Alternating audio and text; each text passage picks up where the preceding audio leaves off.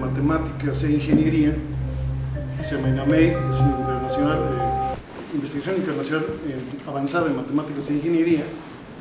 Y bueno, la idea que traigo es platicarles un poco sobre un método de investigación de mi autoría que va encaminado a formar jóvenes investigadores. Es decir, yo lo que quiero es formar desde temprana edad, ¿verdad?, alumnos jóvenes que realmente tienen cierto perfil, ¿verdad?, para ser investigadores en áreas de investigación moderna. ¿Por qué lo de moderno? Bueno, lo de moderno viene ligado con la parte de las ciencias, digamos, actuales. Por ejemplo, la nanotecnología, la mecánica cuántica, la electrodinámica cuántica, fotónica, espintrónica, electrónica avanzada. Eso es lo que se hace en este centro de investigación internacional.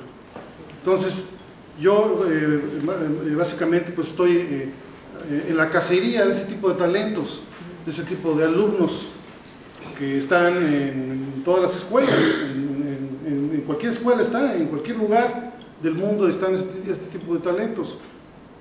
No necesariamente el alumno de 10 es el mejor alumno, ni el más inteligente. Al contrario, yo he observado que los alumnos que están allá rezagados, que están todos dispersos, que pareciera que están inclusive pensando en quién sabe qué cosas, son los peores. Pues no, son precisamente los alumnos que yo requiero. No olvidemos la historia de Einstein, ¿verdad?, o de algunos otros, de la historia de la ciencia, ¿verdad?, que podemos observar. Ahora yo les platicaré un poco de en qué consiste este método, digamos, en forma general. Consiste en tomar como eje rector las matemáticas. Entonces eso es a lo que yo les voy a platicar. Y al final de la charla, ustedes verán cuál es ese método precisamente, por qué se sigue ese método y cuál es la influencia sobre todas las áreas de investigación. Bueno, entonces, ¿ser investigador requiere genialidad? Bueno, esa es una pregunta. ¿Se requiere cierta genialidad para ser investigador? No. Simplemente se requiere actitud. Curiosidad. Una actitud, una curiosidad, como decía Einstein, ¿verdad? Cuando a Einstein le dijeron una vez, oye, usted es muy inteligente, dice, no, yo soy muy curioso solamente. Así fue su contestación, ¿verdad? Además de que era bastante humilde, ¿no? No todos los investigadores son así, ¿verdad? No tienen esa humildad todos. Hay mucha arrogancia también dentro de la investigación, debo de decirlo.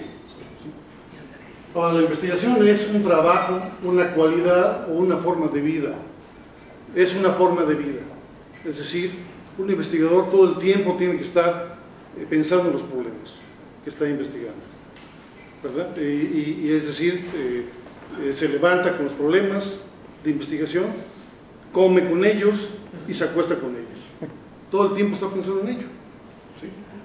Inclusive hay cosas que me suceden muy curiosas con mi esposa, ¿verdad? Cuando estamos viendo la televisión, estamos viendo los dos la televisión y estamos viendo una película y entonces de repente sucede algo y me dice, ¿ya viste esto y aquello? Yo no le contesto que sí, para no entrar en conflicto, ¿no? Pero en realidad yo ni puse atención en eso, estoy pensando acá en todo lo que estoy tratando de resolver, ¿no?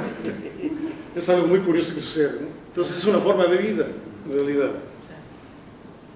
Pues la investigación requiere compromiso, deseo de saber, amor a la verdad, voluntad, curiosidad, como lo dijimos, y querer ser. Eso es lo que se requiere para ser investigador. Es decir, como ustedes pueden ver, son cosas al alcance de todos, realmente. Ahora, ¿por qué se quiere un perfil? ¿Por qué se busca un perfil específico? Porque ese tipo de personas que son aparentemente dispersas o que son personas que aparentemente no están en la realidad presente, es porque precisamente traen ideas que quieren ellos concretar, pero que su juventud, su falta de experiencia, ¿verdad?, o su falta de orientación por alguien que los pueda realmente guiar, ¿verdad?, pues andan dispersos o se pueden perder, ¿verdad? Es lo que pasa con muchos de nuestros jóvenes y niños, ¿verdad?, que se pierden, además de toda la problemática que quizá también se ha mencionado, que es muy importante retomarla, de los ambientes en los cuales viven, de la pobreza, ¿verdad? En fin, muchos otros problemas que aquí ya se han mencionado. Pero bueno, aquí básicamente estoy hablando ya de un nivel digamos, de investigación, ¿verdad? Donde la investigación pues, requiere este tipo de cualidades o de características en la persona. Se requiere disciplinar la mente, interiorizar, reflexionar, meditar y analizar. Es decir, todo el tiempo hay que estar pensando en ello y estar reflexionando, ¿sí? Hacer autorreflexiones, hacer meditaciones.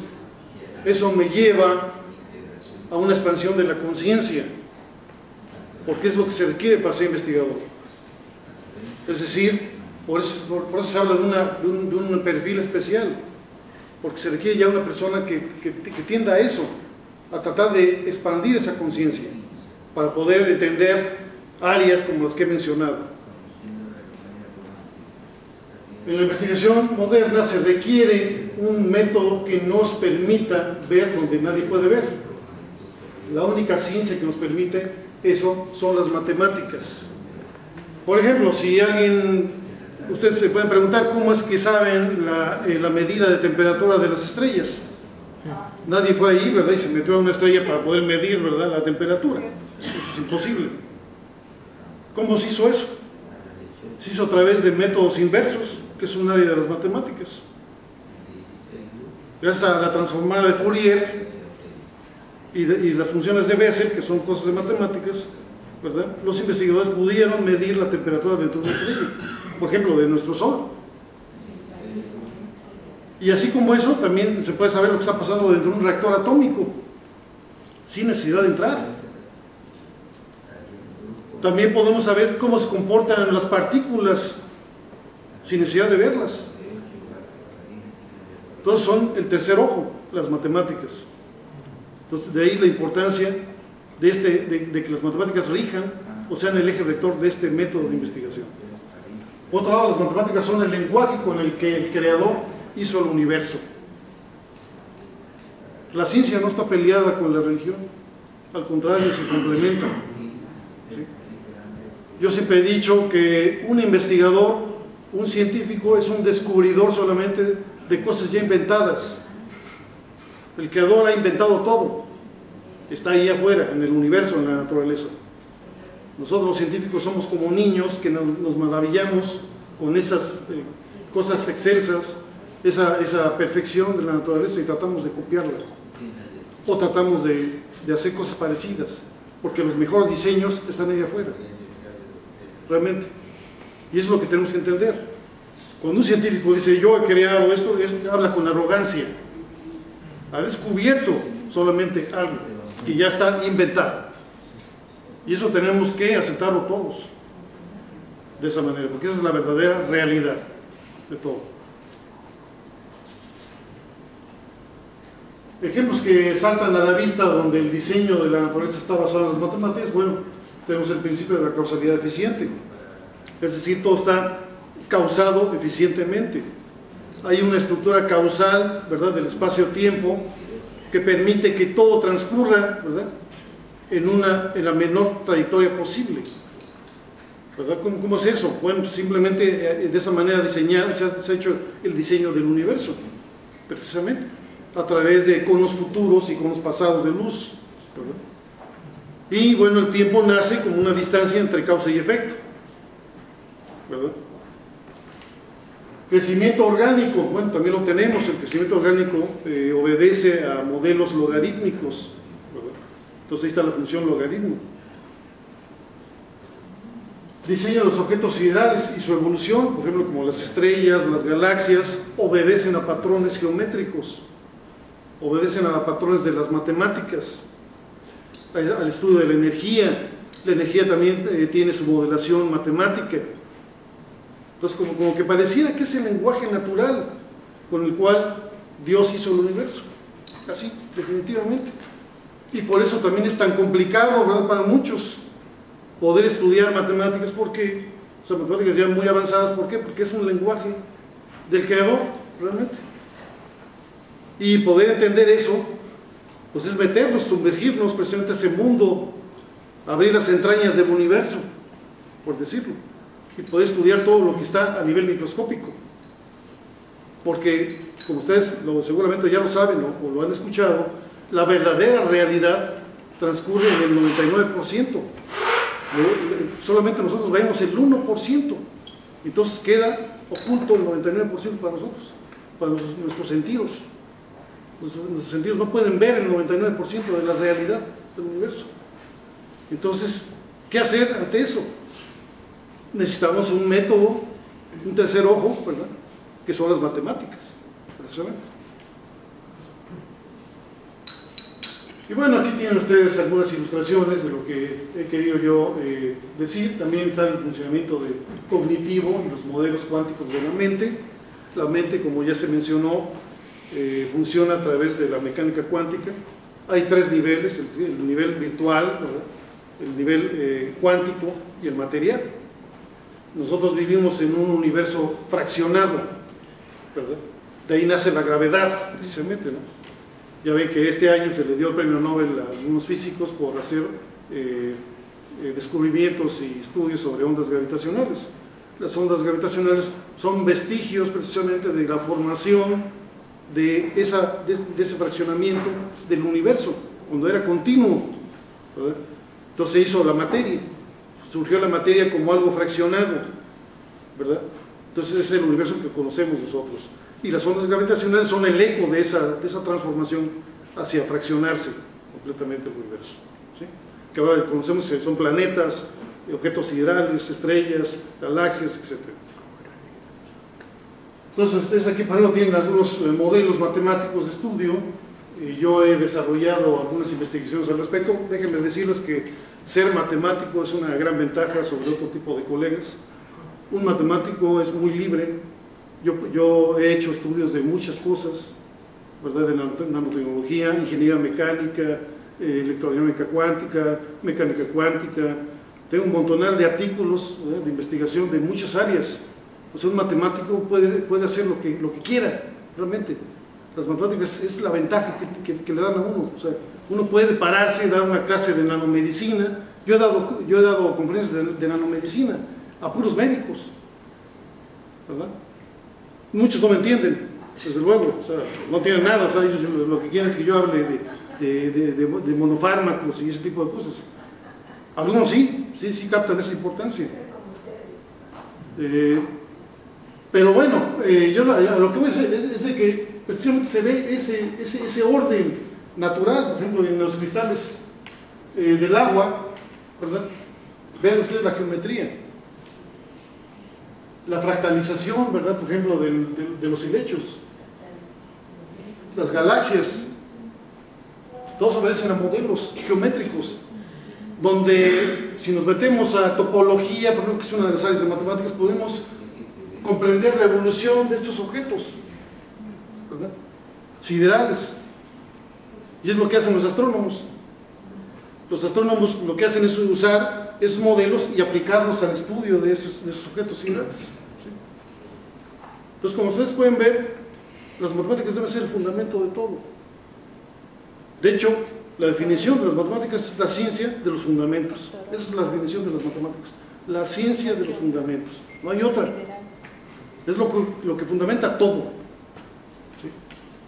No son tan dura como dicen. ¿Perdón? Así es como se le ha bautizado las ciencias duras, porque también incluyen a la física, ¿no? O sea, es matemáticas y física. No, lo que usted acaba de plantear es como último que dijo, entonces no se relaciona con hablar de las ciencias duras, porque ya es un abanico de horizonte de expectativas para las investigaciones. Desde luego, claro. Es tratar de hacer ver que las matemáticas no solamente son teoremas o proposiciones, ¿verdad?, áridas, sino que tienen un metalenguaje más allá de eso. Hay un metalenguaje, y eso es lo que hay que enseñarle a los niños, por ejemplo, a través de una forma lúdica. No enseñar solamente el teorema lo tienen que conocer, sí, lo tienen que conocer porque son verdades. Un teorema es una verdad absoluta y eterna. Por eso cuando le dijeron a Einstein, le dijeron que si quería ser presidente de Israel, él dijo, no, no me interesa la política es del presente, las matemáticas son para toda la eternidad. Eso fue lo que dijo. Entonces ya con eso ya contestó, ¿verdad?, el hecho de que no quería nada de la política. Por ejemplo, veamos lo que dicen algunos matemáticos célebres. Ustedes seguramente han conocido, han escuchado hablar de Joseph Fourier, el de las series de Fourier. Joseph Fourier fue uno de los científicos de la época napoleónica. O sea, Napoleón Bonaparte, por si no lo saben, el gran general, ¿verdad?, porque fue así uno de los más grandes generales. Yo en lo particular le tengo mucha admiración a Napoleón, ¿sí?, como militar, como persona, ¿verdad? Siento que dejó muchas verdades, pero él además, por si no lo saben, estaba enamorado de las matemáticas. Él quería ser matemático. Y él dijo que cuando ya terminara de conquistar Europa, se metería a estudiar matemáticas, ¿verdad? Con Lagrange, con Laplace y Fourier, ¿sí? Sabemos todos la historia, ¿verdad? No le alcanzó el tiempo, no logró dominar parte de Europa cierto tiempo, y después ya empezó a perder todo. Lo agarraron prisionero los británicos y ahí murió de enfermo. Ya sabemos todos esa historia. Sin embargo, bueno, él es uno de los científicos que surgió en esa época, y vean lo que dice: el estudio profundo de la naturaleza es la fuente más fértil de descubrimientos matemáticos, reforzando lo que ya les mostré ahorita con anterioridad. También tenemos a Einstein, ¿verdad?, donde dice, es increíble que la matemática, habiendo sido creada por la mente humana, logre describir la naturaleza con tanta precisión. O sea, aquí es donde esto contesta la pregunta: ¿realmente las matemáticas las inventamos nosotros o ya están ahí? ¿Verdad? Las interpretamos, descubrimos esos modelos, los descubrimos. Pero tenemos que hacer esa conexión también con el creador para eso. Bueno, esta peculiar forma epistemológica le dan las siguientes cualidades que son solamente de las matemáticas. Una de ellas es la precisión. Fíjense bien, estas son las cualidades de las matemáticas. Y ustedes van a observar que esas cualidades no las tiene ninguna otra ciencia, solamente las matemáticas. Las matemáticas es un caso especial, porque es ciencia y es arte a la vez. Entonces, precisión, unidad conceptual, claridad, sencillez. Paradójicamente pareciera como que la sencillez está muy contraria a lo que muchos alumnos, mucha gente piensa de las matemáticas, que son difíciles, ¿verdad? Si nosotros vemos un pizarrón lleno de transformadas integrales y de ecuaciones diferenciales, topología, cosas rudas, pues alguien va a decir, no, está loco, o sea, ¿cómo va a ser eso sencillo? Pues atrás de toda esa maquinaria complicada hay 4 ideas fundamentales que siempre maneja la matemática. No se las voy a decir ahorita, quizá para otra conferencia. Pero son 4 ideas nada más las que manejan las matemáticas todo el tiempo. Todo el tiempo manejas 4 ideas solamente. Lo que se convierte en difícil es la descripción. Es lo que hace difícil todo. ¿Sí? Pero en realidad son 4 ideas nada más. Cuando uno las descubre, todo se vuelve muy fácil. Para uno como matemático. Tenemos la veracidad, la generalidad y el rigor, ¿verdad? Las matemáticas son una ciencia rigurosa, desde luego, claro. ¿A qué se refiere con rigurosa? Que yo no puedo seguir adelante si no he demostrado el resultado previo. Eso es una cosa innegable. Ejercicio demostrativo de una propiedad de teoría de conjuntos. Voy a hacer, digamos, un ejemplo de cómo funcionan las matemáticas como un arte de pensamiento, de teoría de conjuntos a través del método riguroso lógico. Por ejemplo, queremos probar esta propiedad. Si este conjunto A está contenido en B y B está contenido en C, entonces obviamente A está contenido en C. Es el más grandote, ¿verdad? como que están anidados ahí, ¿no? ¿Sí?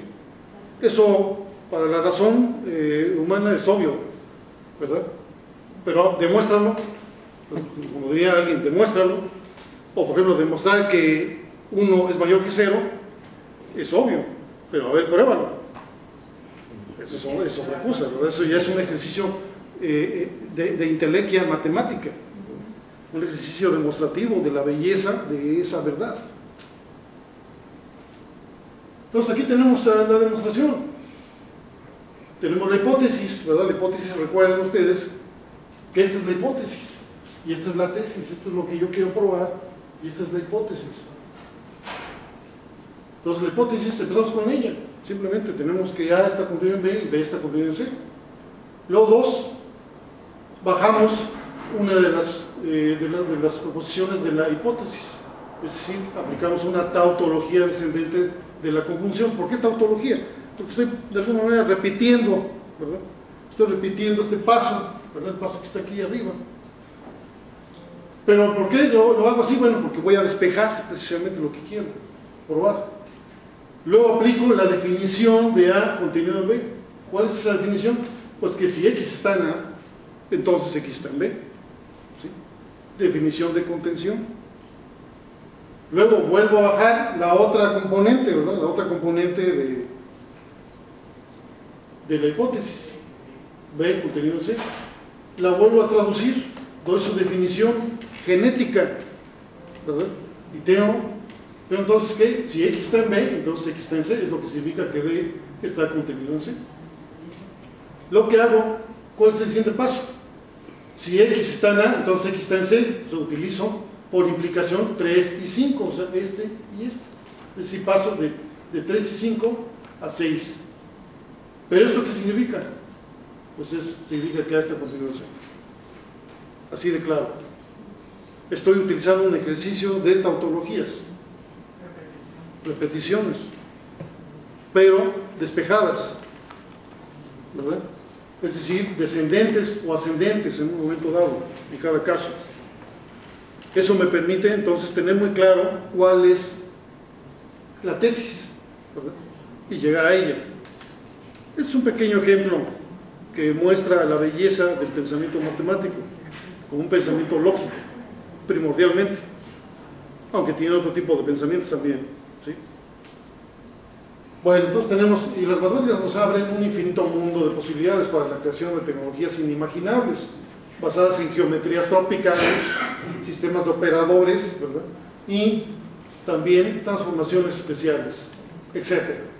Pero además, para el quehacer de la investigación se necesita elevar y expandir la mente y la conciencia, esta última íntimamente ligada con el conocimiento avanzado. Es decir, como yo le decía, tenemos que expandir la mente, pero expandir la mente es expandir la conciencia. Y por ello necesitamos un perfil especial en los alumnos que van a ser investigadores. Se persigue ese perfil especial. En esos alumnos que andan pensando en la mar y los pescaditos, en esos. Porque esos son los buenos, son los alumnos que van a ser brillantes en la investigación, en el quehacer de la investigación moderna, en lo que queremos. Y bueno, lo siguiente, tengo aquí algunos ejemplos, ¿verdad?, de algunas cosas en las cuales se ha aplicado este método dentro del Centro de Investigación Internacional en Matemáticas Avanzadas. Aquí pueden ustedes ver, por ejemplo, aplicaciones a superconductores, aplicaciones al estudio del universo, de creación de un vehículo de propulsión electromagnética, en fin, varias cosas que se han hecho a lo largo de varios años. Y bueno, las matemáticas nos permiten desarrollar lo siguiente: la inteligencia, la tenacidad y el carácter, la observación, la armonía del espíritu, el orden y la imaginería. ¿Qué es la imaginería? Pues es la creación de modelos mentales de cosas abstractas. Por ejemplo, hablarle a un alumno de un espacio de 5 dimensiones, que se imagine un espacio de 5 dimensiones, una superficie de 5 dimensiones, pues nadie la puede dibujar. Es imposible dibujarla, ¿están de acuerdo? Sin embargo, si el alumno es capaz de crear esa imaginería, con esa imaginería él puede trabajar con ese espacio de 5 dimensiones, imaginárselo de la forma que él quiera. Aquí hay cierta libertad, pero que va acompasada de la disciplina de las matemáticas, desde luego, que va acompasada de todo lo que ya se mencionó. Sí, tampoco es arbitrario, no puede ser arbitrario esto. ¿Sí? Y bueno, este es el método del cual precisamente les quiero hablar, el método por fundamentos, así yo lo he bautizado. ¿Por qué? Porque toma la ciencia de los fundamentos y todo inicia en el mundo de las ideas, como decía Platón, ¿verdad? Platón hablaba de un mundo de las ideas, están las ideas ahí. ¿Qué idea trae el chavo? Pues alguna idea, a lo mejor quiere hacer un robot que vuele, ¿no? Bueno, pues le decimos al chavo, a ver chavo, tienes que entonces estudiar ciertas áreas, ¿verdad? Matemáticas. Obviamente a él se le van a dejar ciertas actividades muy puntuales. Él va a ser como un aprendiz, a eso se le invita a que sea un aprendiz, ¿verdad? Entonces él va como aprendiz a hacer lo que le diga el científico, que lo va a ayudar el científico a hacer las cosas, y ahí va a aprender. En ese tipo de actividades pequeñas tiene que aprender, va a ir aprendiendo poco a poco. Ahorita hablaré de cuál es la forma práctica de meter al alumno en esto. Entonces tenemos aquí la parte de todas las proporciones de la física y matemáticas, el universo de la física y matemáticas. Aquí tenemos el conjunto de proporciones verdaderas, ¿verdad?, de la investigación que quiero yo realizar, es decir, del problema ya específico. Se crea la teoría que esta se va a acreditar a través de publicaciones internacionales con arbitraje, es decir, artículos en diarios científicos internacionales, indexados, ¿verdad?, en varias bases de datos científicas. El único modo de acreditar la verdad, ¿verdad?, del conocimiento es a través de los diarios científicos, a través de las revistas indexadas, a través de los journals. Eso hago mucho hincapié en ello. ¿Por qué? Porque es el único modo en que el conocimiento crece, debido a que uno envía un artículo, este es revisado por 3 árbitros, 3 pares académicos, especialistas del tema. Ellos van a evaluar ese trabajo. Ustedes bien saben, y algunos de ustedes lo saben, quizá algunos a lo mejor no, pero se manda el trabajo siempre sin el nombre, sin el país, para que lo revisen los revisores, y también uno no debe saber quiénes son los revisores tampoco.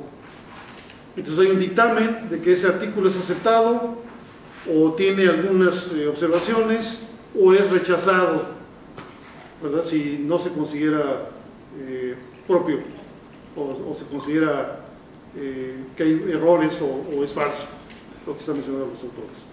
Entonces es importante acreditar el conocimiento a través de publicaciones. Entonces una teoría se va a acreditar a través de esto. Y bueno, ya acreditada la teoría, puedo yo ir conformando un conjunto de prototipos.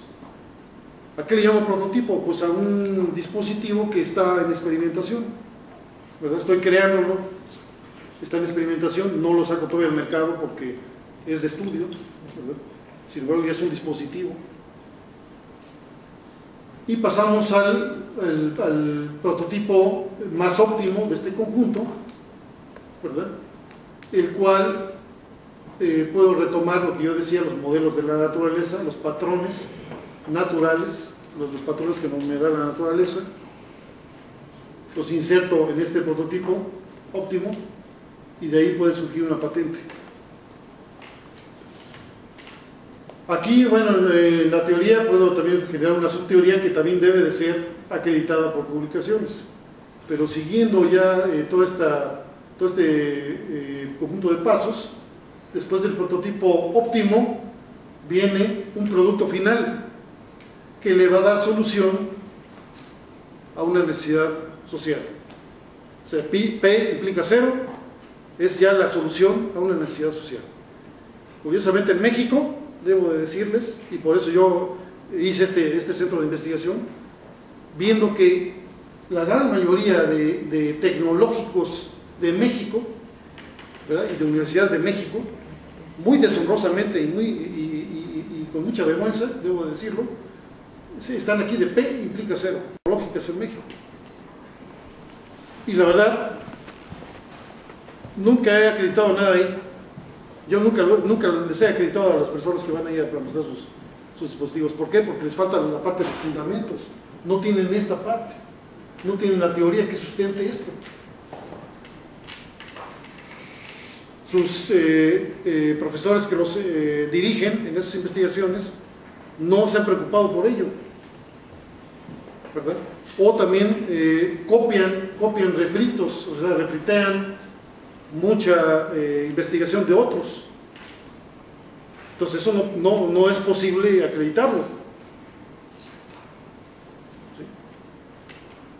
Entonces, bueno, como ustedes pueden ver, este es el método del cual yo les estoy hablando y que es el método que mis alumnos y los muchachitos que quiero invitar, porque debo decirles que este centro de investigación está abierto para alumnos desde 12 años, 13 años, hasta ancianos de 80 años. Todo aquel que quiera aprender es bienvenido. ¿Cuál es la manera en que yo hago que los alumnos logren aprender la investigación? Muy fácil. Les doy ciertas actividades muy sencillas a realizar, que hagan experimentos muy sencillos, pero con mucho contenido. Les voy a poner un ejemplo. No sé si ustedes llegaron a ver la película de Karate Kid, o alguien conoce la película de Karate Kid. En México se llamaba Karate Kid, no sé si en Sudamérica se llamaba igual. Bueno, ¿se acuerdan cuando el maestro, bueno, cuando va el alumno y le dice que le enseña a pelear, que no sé qué, porque le estaban dando le estaban haciendo bullying ahí los otros chavos y lo golpeaban, entonces va y se presenta con el profesor ese japonés y le dice que le enseña a pelear, a defenderse. Y el profesor japonés acepta y le dice: agarra por favor esa cera y encierra ese coche. Pues lo hace, encierra el carro. Ya maestro, me va a enseñar, encierra ese otro carro. Y así lo tiene como 2 semanas encerrando carros, ¿no? Entonces hay una escena en la cual el chavo está molesto, ¿no? Dice: ¿cuándo vas a enseñar a pelear? ¿No? Yo no soy para andar encerrando carros. Dice: te estoy enseñando los movimientos, ¿sí? Los movimientos. Eso era, ¿sí? Eran las catas, el movimiento. Eso es lo que estoy haciendo yo, pero en las matemáticas y en la investigación avanzada. Dejarles actividades muy específicas, muy concretas, pero con un alto contenido científico, de tal manera que ellos vayan adquiriendo y vayan descubriendo esas habilidades que requieren. Esa es la forma práctica de insertarlos a la investigación avanzada, como yo lo hago. ¿Sí? Aquí hay algunas referencias si quieren ustedes ver más acerca de este modelo de investigación en ciencias de la ingeniería, de este libro. Una propuesta de doctorados en matemáticas para el Politécnico, Simvestab y UNAM, es en México. Yo dirigí un congreso internacional durante 4 años, donde las 5 escuelas más importantes de México me apoyaban: el Simvestab, la UAM, el TEC de Monterrey, el Politécnico y la UNAM. Y ahí invitaba yo mucha gente del extranjero, de Estados Unidos, de Francia, de Alemania, de varios lugares. Iban a dar conferencias de matemáticas aplicadas, y ahí fue donde yo propuse estos temas, ¿sí? Por cierto, ese congreso después ya terminó su edición porque hubo cambio de administración. Aquí mis colegas mexicanos saben cuál es la realidad de México, ¿verdad? O sea, llega otro nuevo y ya él no sabe de lo que está pasando y quiere otras cosas diferentes. No hay continuidad. La falta de continuidad es una de las cosas también que prevalece, me imagino que no solamente en México, sino también en Sudamérica. Sí. Y bueno, aquí ustedes pueden ver parte del centro de investigación.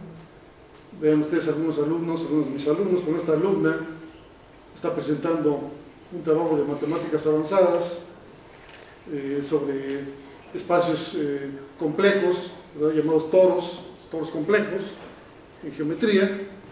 Es una alumna de licenciatura y está en un congreso de la Sociedad Matemática Mexicana. Aquí ustedes ven más personal joven, los muchachos que estudian electrónica, ¿verdad? También están en un seminario de investigación.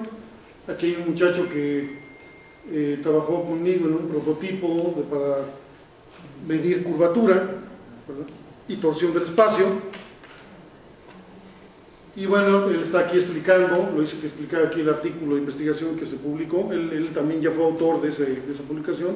Fue el primer alumno que se recibió por investigación, el único caso, de decir, de México, ¿verdad?, del TEC Nacional de México, el único caso, si así lo digo, y aquí hay gente de México que lo puede checar, que es el único alumno que siendo de licenciatura, se ha recibido teniendo una publicación internacional de ingeniería electrónica en un sensor de curvatura. Aquí tenemos alguna constancia de otro alumno, ¿verdad?, que también hizo investigación conmigo, y aquí otro alumno exponiendo en una feria tecnológica. Bueno, eso es todo.